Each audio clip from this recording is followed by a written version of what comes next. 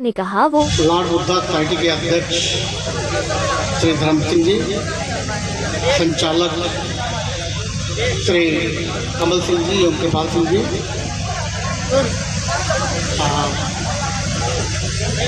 इतनी देर के बाद भी सांस्कृतिक कार्यक्रम की प्रतीक्षा में बैठे हुए हमारे साथियों, मैं इस बात से पूरी तरह वाकिफ हूँ कि जब मन का रुझान सांस्कृतिक कार्यक्रमों की तरफ होता है तो ऐसे में भाषण अच्छे नहीं लगते। और मैं भी बैठा बैठा सोच रहा था कि अगर मुझे बुलाया जाएगा तो मैं सिवा आपको बोर करने के सिवा और कुछ नहीं करूँगा। मैं इसको अच्छी तरह जानता हूँ, लेकिन अब ये इतनी देर के बाद इसे सिर्फ एक औपचारिकता निभाना कहें या आपसे कुछ विमर्श करने की बात करें। एक बात मैं ज़रूर कहूँगा कि यहाँ रहते हुए मैंने विभिन्न कार्यक्रमों में बहुत सा भाग लिया है। अपनी सेवा के 42-43 सालों में मैंने काफ़ी कार्यक्रमों को देखा है, काफ़ी कार्यक्रमों का उद्घाटन भी किया है। लेकिन निश्चित तौर पर आज का ये जो कार्यक्रम है आपका पूरी तरह सफल, पूरी तरह सराहनीय और पूरी तरह से समर्पित रहा। इसके लिए आप सभी को मैं अपनी ओर से बधाई देता हूँ। एक रहस्य उद्घाटन जरूर करना चाहूँगा कि आज के इस कार्यक्रम के संयोजक और हमारे पास में खड़े श्री राम बाबू सिंह जी जितना आपसे जुड़े हैं उससे कहीं ज़्यादा मुझसे भी जुड़े हुए हैं। उसका दो कारण है कि हम लोग एक संस्था चलाते हैं, जैसे आप लोग चला रहे हैं, समाज को जोड़ने का, समाज को दिशा निर्देश देने का, समाज को सचेत करने का, और उसका नाम है राष्ट्रीय समग्र विकास संघ। और राम बाबू सिंह जी उस संस्था के जनरल सेक्रेटरी भी हैं।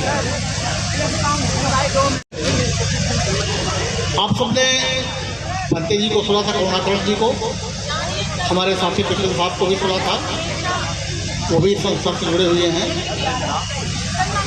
मेरी आदत तो भाषण देने की नहीं है, मैं आपसे कुछ सिर्फ व्यवहारिक बातें करता, कुछ प्रशासन में, न्यायिक प्रक्रिया में, राजनीति में जो प्रैक्टिकल व्यवधान है, परेशानियाँ हैं, उस पर अपनी बात को रखता, लेकिन अब समय नहीं है, इसलिए मैं निश्चित तौर पर उसको नहीं रखूँगा।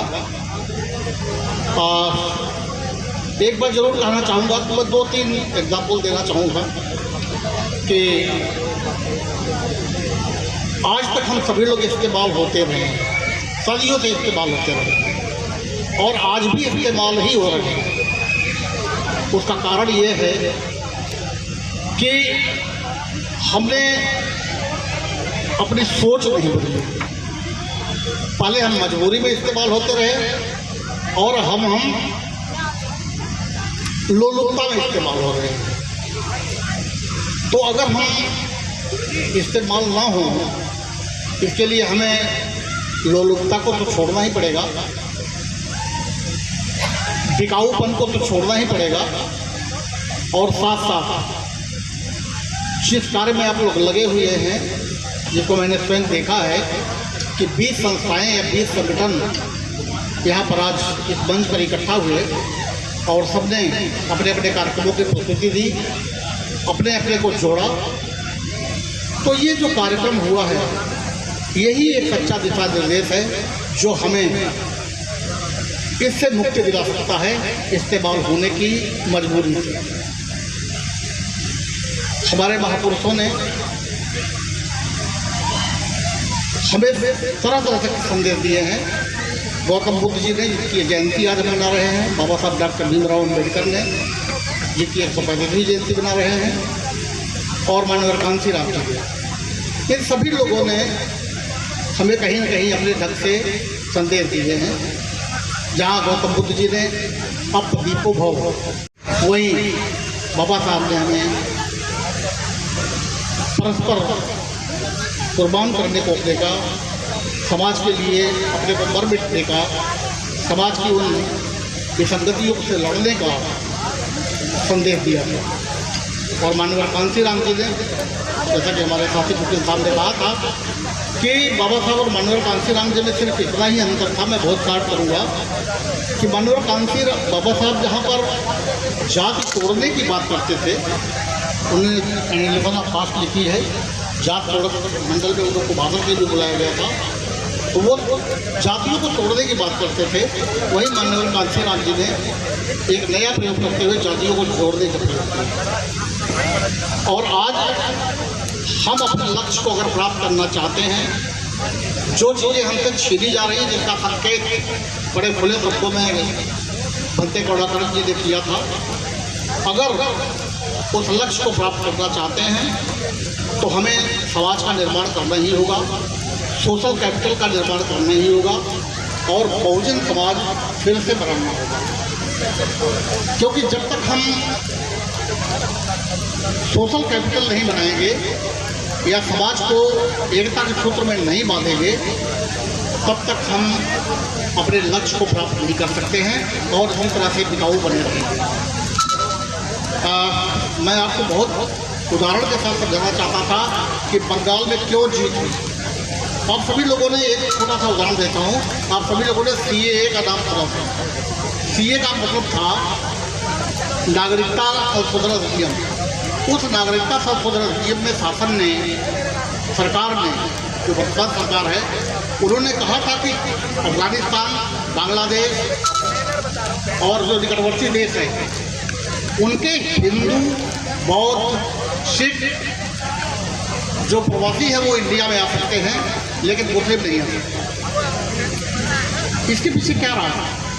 इसके पीछे उनका बहुत सामान्य सा मतलब नहीं था, वो बहुत दूर की चाल चलते हैं। उनका मकसद ये था कि बांग्लादेश, वही बाबा साहब ने हमें परस्पर कुर्बान करने को देगा, समाज के लिए अपने को मर मिटने का, समाज की उन विसंगतियों से लड़ने का संदेश दिया था। और माननीय कांसी राम जी ने, जैसा कि हमारे साथी मुख्य साहब ने कहा था कि बाबा साहब और माननीय कांसी राम जी में सिर्फ इतना ही अंतर था। मैं बहुत काट करूँगा कि माननीय कांसी बाबा साहब जहाँ पर जाति तोड़ने की बात करते थे, उन्होंने लिखना फास्ट लिखी है, जात तोड़ मंडल में उनको बादल के लिए बुलाया गया था, तो वो जातियों को तोड़ने की बात करते थे। वही माननीय कांसी राम जी ने एक नया प्रयोग करते हुए जातियों को जोड़ने का प्रयोग किया। और आज हम अपने लक्ष्य को अगर प्राप्त करना चाहते हैं, जो चीज़ें हमसे छीनी जा रही हैं, जिसका संकेत बड़े खुले शब्दों में भंते कौड़ाकर जी ने किया था, अगर उस लक्ष्य को प्राप्त करना चाहते हैं तो हमें समाज का निर्माण करना ही होगा, सोशल कैपिटल का निर्माण करना ही होगा और बहुजन समाज फिर से बनाना होगा। क्योंकि जब तक हम सोशल कैपिटल नहीं बनाएंगे या समाज को एकता के सूत्र में नहीं बांधेंगे, तब तक हम अपने लक्ष्य को प्राप्त नहीं कर सकते हैं और हम तरह से बिकाऊ बने रहेंगे। मैं आपको बहुत उदाहरण के साथ समझाना चाहता था कि बंगाल में क्यों जीत हुई। आप सभी लोगों ने एक छोटा सा उदाहरण देता हूँ। आप सभी लोगों ने CAA का नाम सुना था। CAA का मतलब था नागरिकता संशोधन अधिनियम। उस नागरिकता संशोधन अधिनियम में शासन ने, सरकार ने, जो वर्तमान सरकार है, उन्होंने कहा था कि अफगानिस्तान, बांग्लादेश और जो निकटवर्ती देश हैं, उनके हिंदू, बौद्ध, सिख जो प्रवासी है वो इंडिया में आ सकते हैं, लेकिन मुस्लिम नहीं आ सकते। इसके पीछे क्या रहा? इसके पीछे उनका बहुत सामान्य सा मतलब नहीं था, वो बहुत दूर की चाल चलते हैं। उनका मकसद ये था कि बांग्लादेश